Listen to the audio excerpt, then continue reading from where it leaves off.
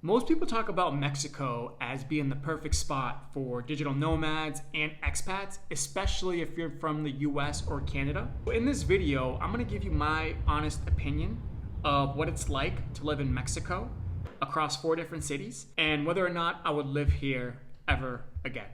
So let's get into it. So here's what I'll cover in today's video. I'm gonna go into the cities that I lived in while I was in Mexico. I'm going to go into the general cost of living for each city. I'll get into safety because there are a lot of cities in Mexico that are ranked as the most unsafe in the world. I'll get into dating and social life as a man, lifestyle and people, and then I'll give you my final verdict after 6 months. Could I see myself living in Mexico ever again? All right, so where I lived in Mexico. So here was my journey, right? So I had started in Medellin, Colombia for 6 months. I went back to visit some family and friends in Boston and Miami, and then I basically packed everything up and went to Mexico. First stop was Mexico City, and I was there for about 2 months. Now, Mexico City is a giant city, right? Similar to like a Lima, Peru, similar to a Buenos Aires, Argentina, which check out that video I just did if you haven't watched that already. This is a great place to visit. You have amazing restaurants, very cultural, very touristy as well. I wouldn't live here, but I get why people love it here. Mexico City is a great place to get started, right? Kind of get your feet wet, similar to Medellin. If you're in the US or Canada, then yes, this is an awesome place to get started, right? It's a simple flight, it's an affordable flight. A lot of English is spoken here. You don't really need Spanish to live in Mexico City. I met a lot of people who speak very, very basic Spanish after living there for even a couple of years, right? And they do great. They love their life there, all right? So Mexico City, if you're someone who doesn't speak any Spanish, if you want to get your feet wet, if you're brand new to travel, check it out. Definitely a great place to get started, especially in Mexico. Now, just to add to Mexico City, I recently watched a video about gentrification in Mexico City. It's getting pretty bad there now. Everyone is moving to Mexico City. Prices are getting super sky high. I know if you're in Condesa or Roma Norte, like even a basic studio or one bed is going to be a lot of money, which I'll get into in the next section of this video as far as cost of living. But just keep that in mind. If you're someone who wants to avoid gentrification and high prices, then you might want to stay away from Mexico City as far as like a living flag. All right, so next up is Oaxaca. So Oaxaca is also pretty popular amongst digital nomads. Remember, I first learned about Oaxaca on a sales interview, and the girl that I was speaking to, she was already in Oaxaca, and that was her dream to always live in Oaxaca, and she always wanted to be remote. So that's what brought it to my attention. Oh, maybe it's a cool place to live. She seemed like a cool person, right? And she had a lot of friends there. So that's what drew my attention in the beginning. But Oaxaca is really not for me. Okay, I feel like it's too what's the word? Not just quiet. It's too colonial, we can say, right? I didn't enjoy the older colonial style apartments. I felt like it wasn't worth the bang for its buck. Even the prices for these apartments are not as affordable as you'll find in other places that I've been to. So I'm very glad that I visited Oaxaca, but I think 1 month was definitely plenty of time. It might have been too much time. Really good restaurants, a pretty good social life scene, right? You get a lot of foreigners that go to Oaxaca. So the mezcal is awesome. If you're someone who likes tequila, try mezcal. Mezcal in Oaxaca. There's a lot of mezclare. There's a lot of places where they sell this, where they make it, and it's super strong, but it's also really smooth at the same time. So just throwing that in there. Great place for food, for culture, for mezcal as well. But more of a place to visit for me. I definitely wouldn't live there again for at least a month. If I were to go back, it might be for like a week or something like that. After Oaxaca, what I did was I took a bus from Oaxaca to Puebla just to experience the country of Mexico. I wanted to experience the countryside, and I wanted to see what it was like. A lot of cactuses, a lot of brown, we'll just say. So I probably wouldn't do the bus ride again, but I'm glad I did it. It was a good experience, like a 5-hour bus ride from Oaxaca to Puebla, which is very close to Mexico City, actually. And the reason I went to Puebla is because I met a friend in Oaxaca, and I told him that I prefer cities that are not as big as Mexico City, but that still had enough people, right? And Puebla, I think, is a population of a little over 1 million. So he'd already been there, and he recommended it to me. So I stayed in the historic center of the city, and personally, I felt like it was too small and not enough going on for me in Puebla. Uh, I think it's a good place to visit, but a little bit of a slower vibe and not worth the bang for its buck. Like, I stayed in a really nice apartment, which I'll show you. It was a really nice loft, but that loft I think is going for like 1,500 a month on Airbnb. And that's another thing about cost of living in Mexico, which I'll get into. But just the Airbnbs alone, you got to pay taxes, which is not true for really any other country that I've been to in Latin America. So that's definitely a big con when it comes to Airbnbs in Mexico. But anyways, Puebla, good place to visit. After Puebla, I took a flight to Guadalajara. In Guadalajara, I was there for 2 months. All right. Guadalajara was my favorite city in Mexico. All right. Perfect population size is about 5 million, I believe. Great energy. And you'll have the most beautiful women in the country and most of the world, in my opinion, are in Guadalajara specifically. It has a solid culture. You feel like you're in a different part of Mexico, right? When you're in Guadalajara. Very prideful city, right? They're very proud of their city. And like I said, it's a perfect size, a little over 5 million. This is the one city in Mexico that I would consider living in long term. Now, there's a lot of other cities in Mexico that I didn't visit, right? That I would love to visit as well, like Querétaro, maybe Monterrey, right? These are also some cities that I think would be worth checking out. But from my experience, Guadalajara is definitely a place that you should consider if you want to check out Mexico. Now, when I first arrived in Guadalajara, I was staying outside of Colonia Americana, and it felt kind of sketchy and inconvenient, right, in that area. So I'm just saying this because when you're in these cities in Mexico, it does get pretty dangerous if you're outside the main areas. All right. So I quickly realized how important it is to stay in the right neighborhoods, especially in good to medium sized cities like this. All right. So I ended up staying in Colonia Americana, which is probably the best area, my opinion, in Guadalajara. I'll show you some B-roll on that of my apartment, of my building. But again, wasn't cheap. These apartments are going well over 1,200, sometimes 14, maybe 1,500 a month for a nice place in the best part of the city. So I think that you can get better bang for your buck in other parts. My point is, you want to stay in the good areas, obviously, when you're in Mexico, because it gets pretty dangerous outside of those areas. All right, so let's talk cost of living while I was in Mexico. As I alluded to, Airbnb prices kind of surprised me. Coming from a place like Colombia, which I was in Medellin at the time, and Santa Marta and Rio Negro, the prices on Airbnb were way more value, right, for what you're paying for. So more affordable, no taxes that you have to pay on Airbnb. So the prices here surprised me in Mexico. I mean, even Puebla, I think I paid, like I said, 1,500 a month for a loft, which I'll show you some B-roll on the loft. It was a really nice loft. But when it included taxes, I think I came to about 1,500 a month. So I put here, do an Airbnb search randomly. I won't do it for this video, but yeah, just do a quick Airbnb search on your own. Really anywhere in Mexico, you'll notice that there's an Airbnb tax. And the reason I like Airbnb is because if you're staying in a place for less than 6 months, it's really not worth buying furniture, paying deposits, signing leases, paperwork, stuff like that, if you're going to stay for less than 6 months. So I prefer the Airbnb route. And unfortunately in Mexico, it just ends up being a little more expensive than other places, just with the taxes alone. I definitely say that Mexico is more expensive than Colombia, Peru, Paraguay, even Argentina, maybe on par with Argentina now that it's gotten more expensive. But it's still less expensive than obviously, Western countries like the US, Canada, and also places like Uruguay and Chile, which are probably the two most expensive countries in Latin America. Now, restaurants and food are affordable and amazing. I love the food in Mexico. If you're a foodie, this might be a big reason for you to be in Mexico.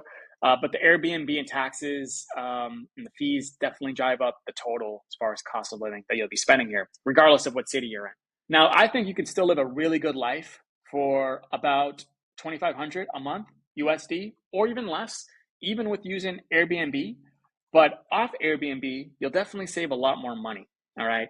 But back to what I said, if you're living here for less than 6 months, it's not gonna be worth your while to do anything off Airbnb, my opinion.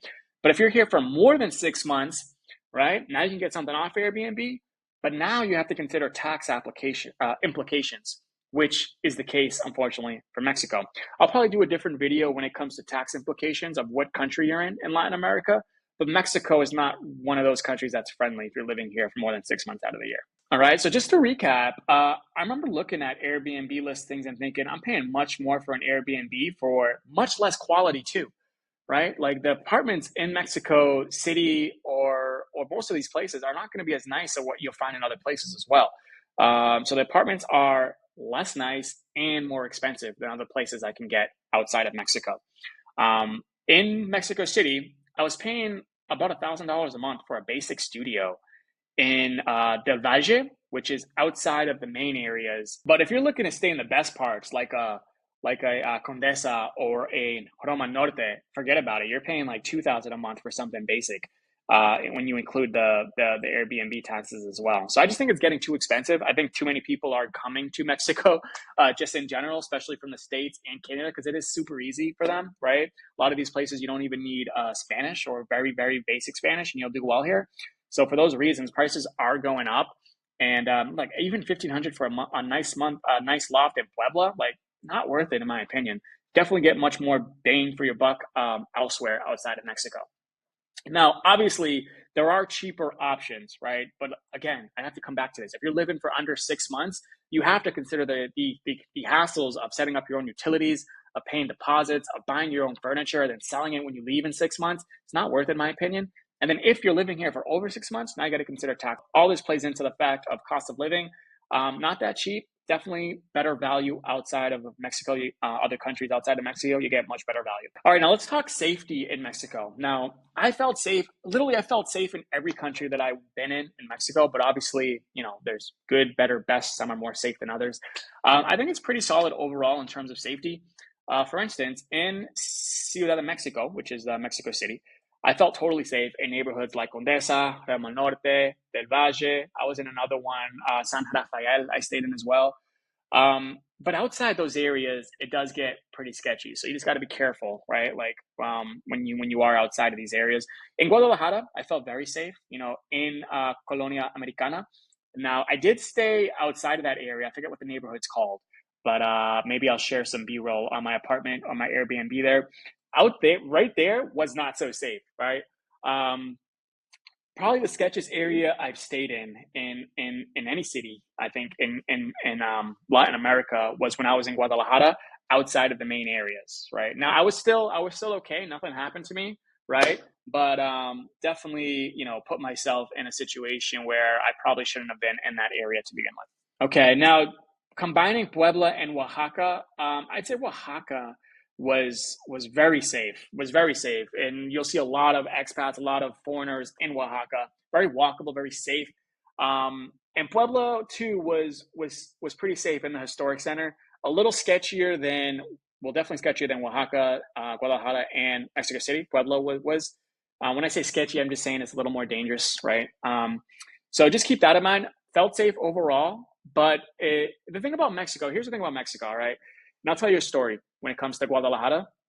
So Mexico is not a place where you need to worry so much about watches or necklaces or petty theft, like in a place like Colombia. That stuff happens a lot. I've had friends, I know people that have gotten robbed in Colombia. Mexico, not so much, but we got to be careful for Mexico are kidnappings, right?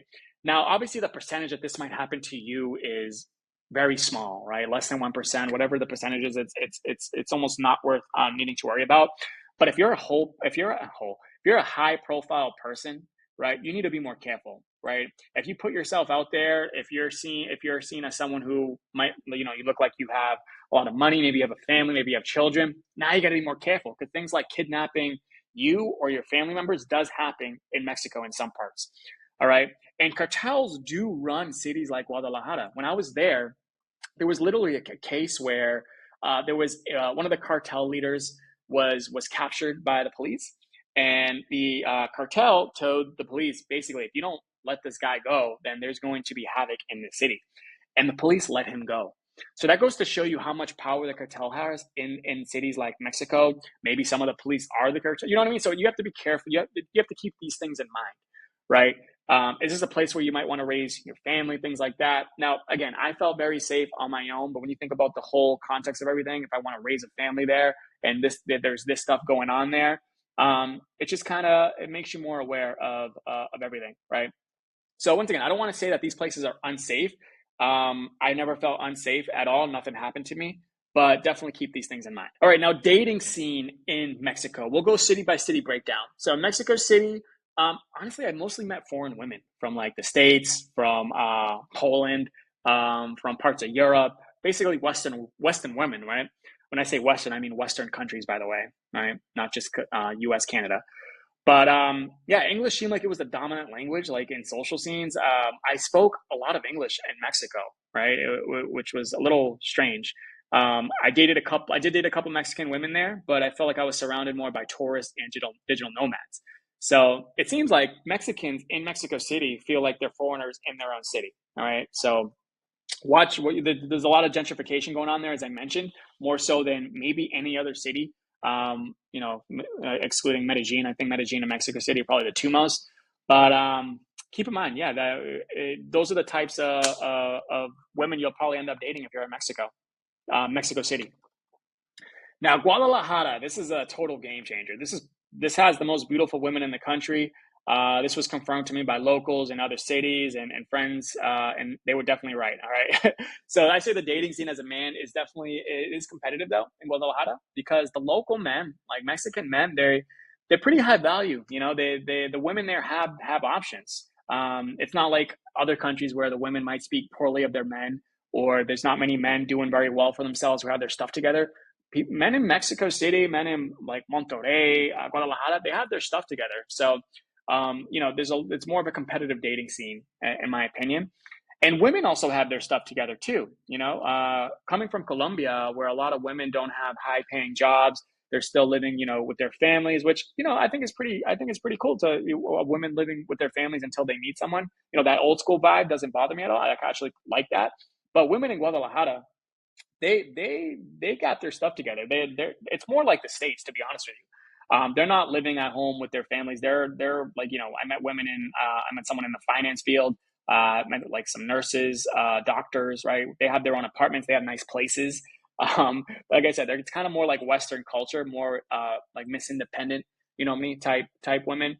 So you can see that as a good thing or as a bad thing, but it is what it is. But I'd say that the dating in Guadalajara is definitely a lot better than Mexico City or any other place I went to in Mexico for sure. All right, and then Oaxaca and Puebla, I'd say it's more chill. These cities are more like a little over 1 million in population, where Guadalajara is 5 million. I think Mexico City is like over 12 million or something like that. I did date some Mexican women in Oaxaca, but it's actually pretty similar to Mexico City, where you'll see a lot of foreign women. I think I met a girl from Romania, right? So women from Europe, women from the States, you'll see them in Oaxaca. And this is probably going to be the majority of your dating pool in a place like there. Puebla's a little different. Puebla's more, what's the word? More, felt more like I was in Mexico when I was in Puebla, right? You'll meet a lot more local women, not as many foreigners in Puebla. I'd say these places have, they're smaller cities. Oaxaca in particular had plenty of cool bars, had good restaurants, had more nightlife, more people to meet. But I'd say Puebla is more slower pace, and yeah, I mean you could definitely build a social life in either city, but the dating pool wasn't that great for either of these places. I'd say Guadalajara is probably going to be your best spot if you're a single guy and you're looking to date in Mexico. Talk lifestyle and people. So Mexicans in general are extremely friendly and welcoming, especially towards foreigners. The food is awesome. Like if you like Mexican food, which if you're from the States or Canada, Mexico has a lot of influence on the food and the culture, right? Think burritos, tacos, quesadillas. Everything was good in Mexico. The food there is awesome. Drinks, mezcal. If you're not familiar with the mezcal, if you like tequila, you'll probably love mezcal. Mexicans can drink. I put both men and women, right? Mezcal and beers. It's a drinking culture. They definitely drink a lot here. It's a great time zone for remote workers, right? It's why I think it attracts a lot of remote workers or even expats. Is you're in the same time zone. It's a quick flight to U.S. and Canada. So if you're someone who wants to visit your family, every year or twice a year, even 3-4 times a year, it's not difficult to do that because flights are simple. They're relatively affordable and very convenient if you're looking to still visit the States recurrently.